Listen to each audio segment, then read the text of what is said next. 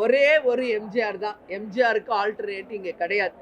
அதே மாதிரி ஒரே ஒரு கேப்டன் தான். கேப்டனுக்கு ஆல்டர்னேட் யாரும் கிடையாது. சரிங்களா?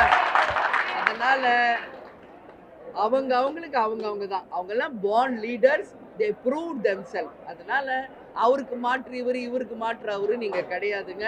அப்படி யாரும் எடுத்துக்கவும் முடியாதுங்க. இதுதான் எங்களுடைய கருத்துங்க.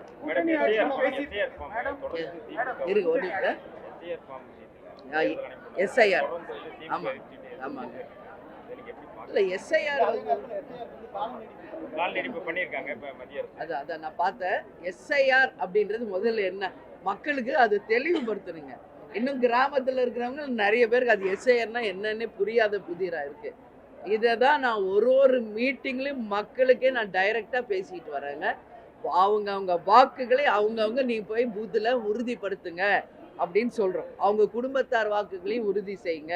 உறுதிப்படுத்திட்டா உங்க வாக்கை யாரும் எடுக்க முடியாது.